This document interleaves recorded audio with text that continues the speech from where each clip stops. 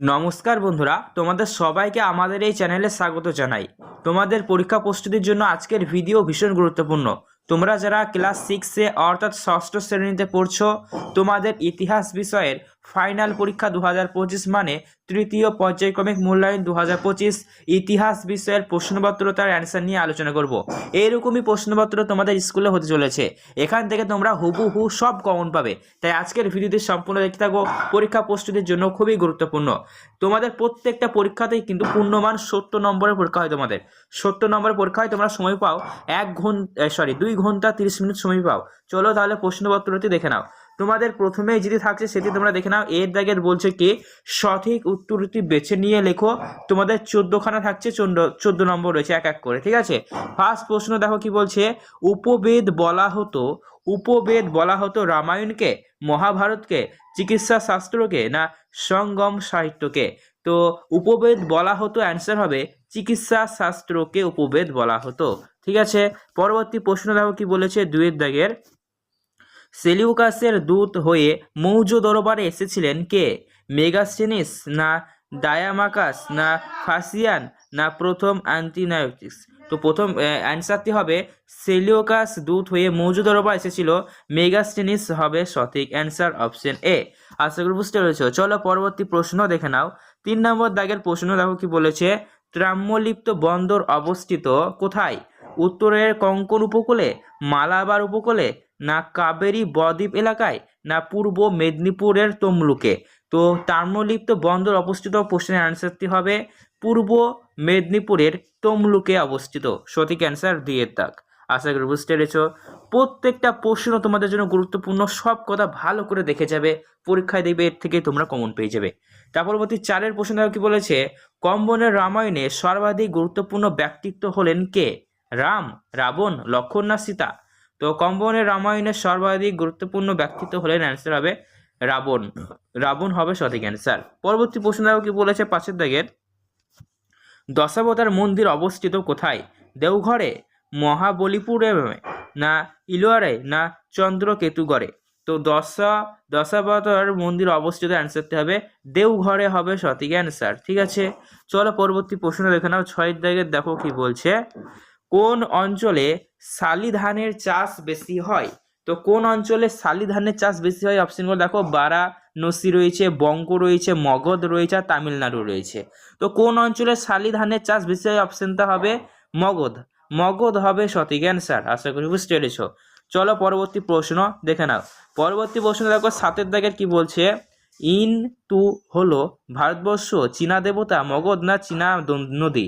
তো ইন-টু হলো ভারতবর্ষ হবে সঠিক অ্যান্সার, ভারতবর্ষ ইন-টু, ঠিক আছে। তার পরবর্তী প্রশ্ন দেখো কি বলেছে।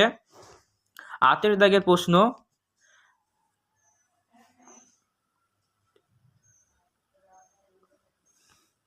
হাতিগুম্ফা শিলালেখ থেকে কার বিষয় সম্বন্ধে জানা যায়? হাতিগুম্ফা বিষয় শিলালেখ থেকে কি কার বিষয় জানা যায়? অপশন কথা কি বলেছে। অশোক, সমুদ্রগুপ্ত, খারবেল না কনিষ্ক? তো অপশনটা হবে খারবেল হবে সঠিক অ্যান্সার। হাতিগুম্ফা শিলালেখ থেকে খারবেলের সম্বন্ধে আমরা জানতে পারি, ঠিক আছে। তার পরবর্তী প্রশ্ন দেখে নাও। 9 দাগের কি বলেছে। অর্থশাস্ত্র এর লেখক হলেন কে? বাণভট্ট, কলহান, কৌটিল্য না হরিসেন? তো অর্থশাস্ত্র এর লেখক হলেন কৌটিল্য হবে সঠিক অ্যান্সার। চলো পরবর্তী প্রশ্ন দেখে নাও কি বলেছে। দেখো 10-এর দাগের। বর্জিদের রাজধানী কোথায় ছিল? তো বর্জিদের রাজধানী কোথায় ছিল? অপশনগুলো দেখো কি বলেছে। অবন্তী, পাবা, কৌশল না বৈশালী? তো বর্জিদের রাজধানী ছিল বৈশালী হবে সঠিক অ্যান্সার, ঠিক আছে। পরবর্তী প্রশ্ন দেখে নাও কি বলেছে 11-এর দাগের। মার্গ কথার অর্থ কি? পথ, সম্মান, পুত্র না নাতি? তো মার্গ কথার অর্থ হলো পথ হবে সঠিক অ্যান্সার, ঠিক আছে।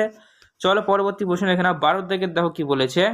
10 রাজার যুদ্ধে জয়ী হয়েছিলেন কে? ভরত, সুদাস, বিক্রমাদিত্য না অশোক? তো 10 রাজার যুদ্ধে জয়ী হয়েছিলেন, অ্যান্সার হবে সুদাস। সুদাস হবে সঠিক অ্যান্সার, ঠিক আছে। পরবর্তী প্রশ্ন দেখো কি বলেছে 13 দাগের। একলব্যের গুরু কে ছিলেন? আয়ুধম্য না গৌতম না আয়ত্রীয় না দ্রোণাচার্য? তো একলব্যের গুরু ছিলেন দ্রোণাচার্য। দ্রোণাচার্য হবে সঠিক অ্যান্সার। পরবর্তী প্রশ্ন দেখো কি বলেছে 14 দাগের। ইন্দো আর্য ভাষায় আর্য ভাষার সব থেকে পুরাতন বা পুরনো সাহিত্য হলো কি? ঋগ্বেদ, ব্রাহ্মণ, না মহাভারত, না বেদান্ত? তো ইন্দো আর্য ভাষার সব থেকে পুরাতন সাহিত্য হলো ঋগ্বেদ হবে সঠিক অ্যান্সার। ঠিক আছে, পরবর্তী প্রশ্ন দেখো কি বলেছে, বিয়ের দাগে চলেছে। এবার বলেছে শূন্যস্থান পূরণ করো, 5টি করতে হবে। প্রথমেই দেখো কি বলেছে, হেরোদোতাসের মতে ইন্দুস ছিল পারসিক সমাজের একটি দেশ। তো দেশে কি হবে? হেরোদোতাসের মতে ইন্দুস ছিল পারসিক সাম্রাজ্যের একটি প্রদেশ। প্রদেশ হবে সঠিক অ্যান্সার। ঠিক আছে, প্রদেশ। পরবর্তী প্রশ্ন দেখো কি বলেছে, 2 দাগের, জীবক ছিলেন রাজা দেশ। তো জীবক ছিলেন জীবক ছিলেন রাজ দেশ। তো জীবক ছিলেন রাজ বৈদ্য হবে সঠিক অ্যান্সার। বয়েও দেশ বলা, জীবক ছিলেন রাজ বৈদ্য। পরবর্তী 3 নম্বর প্রশ্ন দেখো কি বলেছে, গাথা সপ্তর্ষি গ্রন্থটি সংকলন করেন দেশ। তো দেশের জায়গায় কি বসবে? সংকলন করেন, অ্যান্সার হবে সাতবাহন রাজা হাল। ঠিক আছে, সাতবাহন রাজা হাল হবে সঠিক অ্যান্সার। 4 নম্বর দাগের প্রশ্ন দেখো কি বলেছে, কনিষ্ক দেশ খ্রিস্টাব্দে কুষাণদের শাসক হন। তো দেশের জায়গায় বসবে, অ্যান্সারটা দেখে নাও কি হবে, কনিষ্ক 78 খ্রিস্টাব্দে কুষাণদের, প্রায় আনুমানিক 78 খ্রিস্টাব্দে কুষাণদের শাসক হন। ঠিক আছে, 5 নম্বর প্রশ্নটা দেখো কি বলেছে, দিগম্বরদের নেতা ছিলেন দেশ। তো নেতা ছিলেন হবে ভদ্রবাহু হবে সঠিক অ্যান্সার।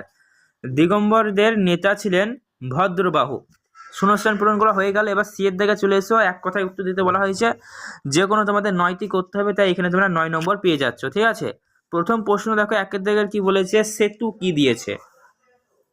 তো সেতু কি তোমরা দেখে নাও কি লিখবে, প্রাচীন ভারতে জলসেচ প্রকল্পগুলিকে সেতু বলা হতো। তার পরবর্তী প্রশ্ন দেখো 2 দাগের কি বলেছে, সুশ্রুত কে ছিলেন। তো প্রশ্নের আনসারতে তোমরা লিখবে, সুশ্রুত একজন শৈল্য চিকিৎসক ছিলেন, শৈল্য চিকিৎসক। ঠিক আছে, পরবর্তী 3 নম্বর প্রশ্ন দেখো কি বলেছে, পুরাণ সাহিত্যে যবন কাদের বলা হতো। তো তোমরা অ্যান্সারটি লিখবে, পুরাণ সাহিত্যে যবন বলা হতো ব্যাকট্রিয়র গ্রিক রাজাদের। ঠিক আছে, এই হলো অ্যান্সার। পরবর্তী প্রশ্ন দেখো কি বলেছে, 4 দাগের, দেবকুল কি। তো প্রশ্নের আনসারতে দেখো তোমরা কি লিখবে, কুষাণ যুগের সম্রাট ও দেবতাদের একই বোঝানোর জন্য শাসকরা যে সংস্থা প্রতিষ্ঠাতা করেন তাকে দেবকুল নামে পরিচিত। ব্যাস। তার পরবর্তী প্রশ্ন দেখো কি বলেছে,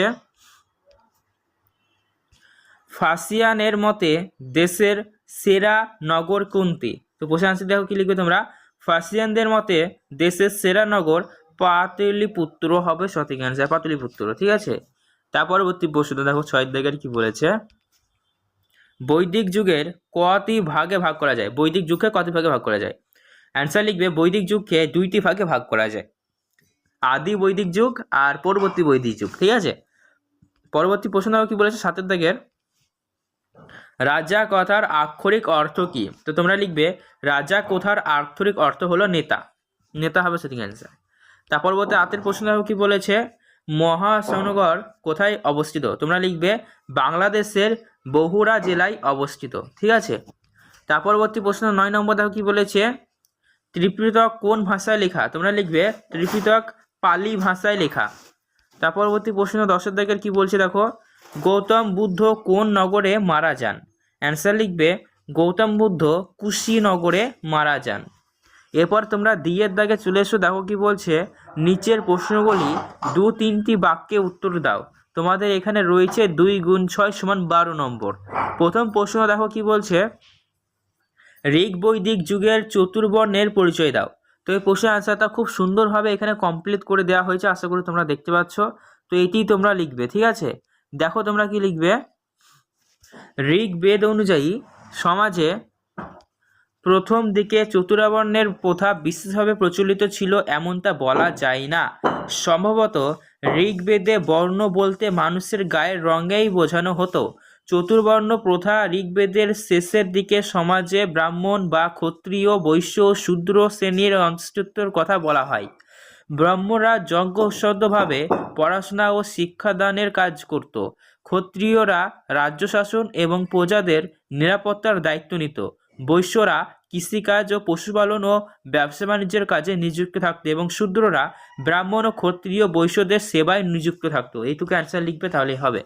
তার পরবর্তী প্রশ্ন দেখো কি বলেছে, আর্য সত্যের পরিচয় দাও। তো এই প্রশ্নের আনসারটি তোমরা কীভাবে লিখবে দেখে নাও।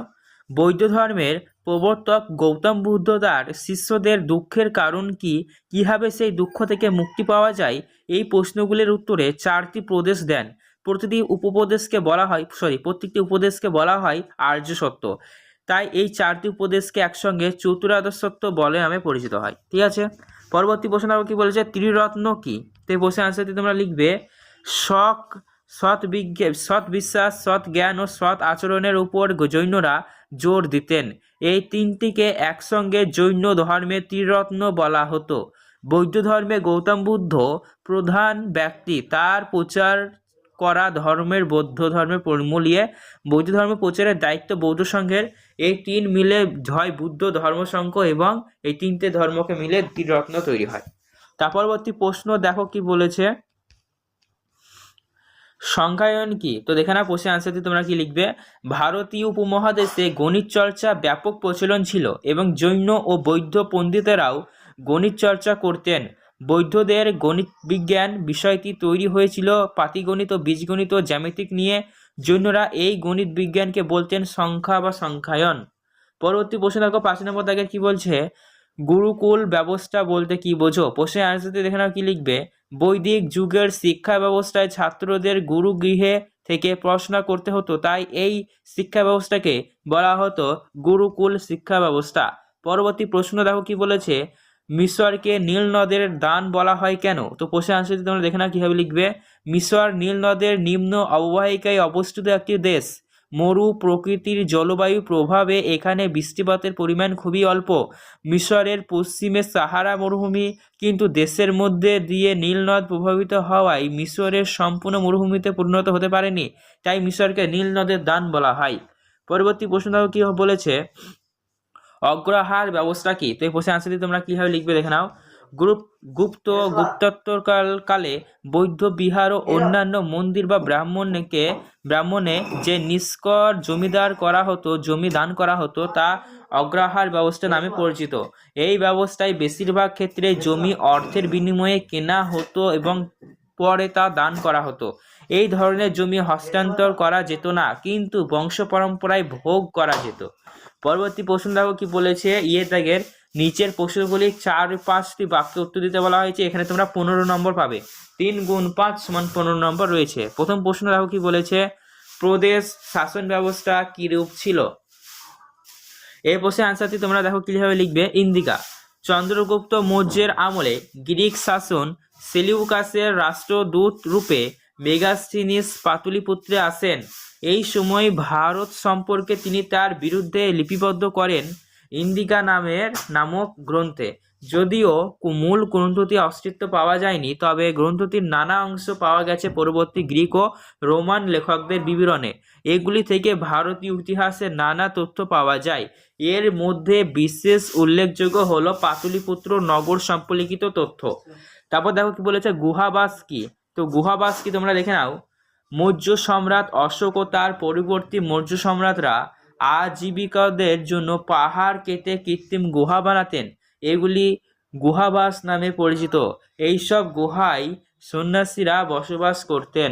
পরবর্তী প্রশ্ন দেখো কি বলেছে, ষোড়শ মহাজনপদের আমলে নগরগুলির অবস্থা কেমন ছিল। প্রশ্নের আনসারটি দেখো কি লিখবে তোমরা, ষোড়শ মহাজনপদের আমলে নগরগুলি আকারে গ্রামীণ বসতির তুলনায় বড় ছিল।